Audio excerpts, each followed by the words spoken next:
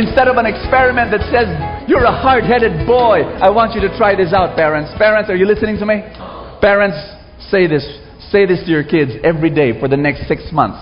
6 months, okay? For the next 6 months, every day, tell your child, ang bait-bait mo. You are a very good boy. And then you give examples. Specific examples when they were very good.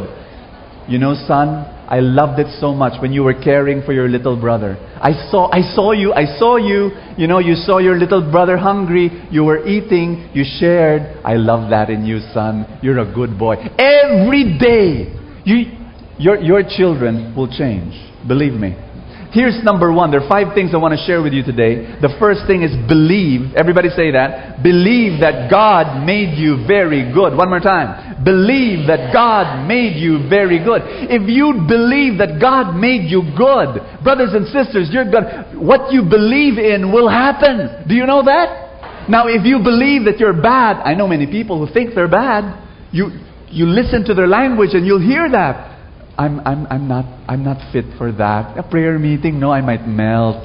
You know, in Filipino, matutunaw ako. You know, we've got people who say, no, I'm just weak. I'm not very strong.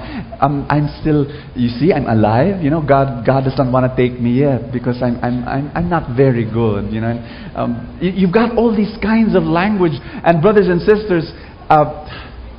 Last Sunday, I don't know if you recall this, if you were here, but last Sunday I was sharing to you that my grades in math and Filipino were 75, 72. You remember that? But do you remember that I was telling you also last Sunday that my religion grade was 95? You know why? You know, actually after last Sunday, I began to ask actually myself, I wonder why. My grades in math were bad, awful. But my grades in religion were very high. And I began to ask myself, when did it start? You know, it started when I was in grade 4. And I began to ask why. I found out why. Ask me why. Why? You really want to know? Yes. Transference of belief. Say that with me. Transference of belief. In grade 4, this is what happened. I did not believe in myself. I did not believe in my intelligence. I did not believe in my religiosity. Did not. But someone did. Who was that? My religion teacher in grade 4. You know what? I'd love to meet him again and shake his hand again because he was responsible for a change in my life. But this is what happened. When I was 1 or 1.5 year old baby, my parents had to move to Cebu. And so I went there and I studied there all the way until grade 3. Grade 4, we transferred to Manila. In Manila, this is what happened. My mother brought me to this school. And she had to talk to a teacher because I was a transferee. And there was no one in the faculty room to talk to except this religion teacher. He was male. He was pretty tall.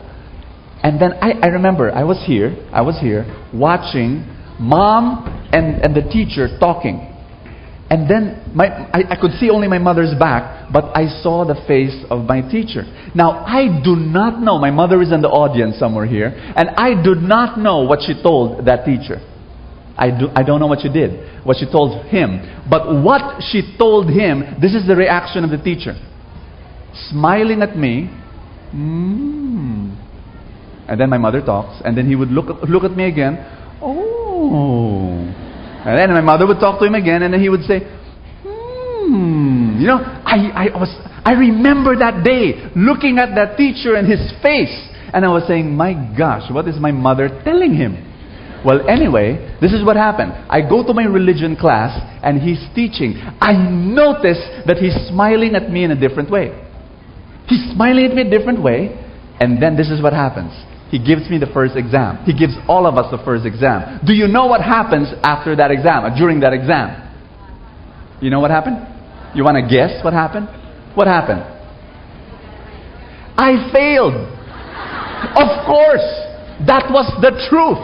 I was not intelligent, and I had bad grades, and this was me. You know what happened? My religion teacher, after that exam, goes to the class and says this.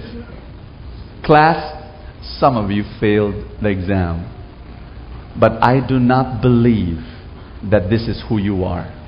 Class, I want you to take this exam again. And then the teacher looks at me. Without mentioning my name, just looks at me. I want you to take this exam again. Looks at me. And then smiles and says, this is not you. And he gives the exam again. You know what? I was floored by him looking at me and saying, you're better than this. I know you're better than this. I had no idea what he was thinking. But for crying out loud, if this religion teacher, believed in me, in my goodness, in my intelligence, then maybe there's something about his belief. And I started believing in myself. Guess what happened? When he gave that exam again, I got a perfect score. And when I got a perfect score, guess what? From that time on, I excelled in every religion class I took. All the way from grade 4, all the way to my masteral subjects in theology. I mean, I just went on and on. Religion, boom, just all the way. Why? Because of transference of belief.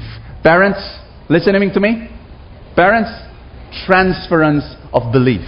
You've got to believe in your kids, in their goodness. Because when you do not believe in their goodness, they will not believe in their goodness.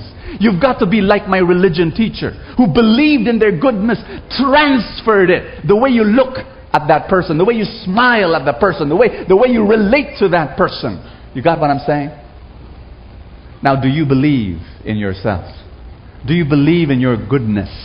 Do you believe in your capacity? Amen? Everybody say that again. I'm very good. I'm really good. God made me this way. I sometimes forget. I sometimes forget I'm good, but I'm really, really, really good deep down, because I made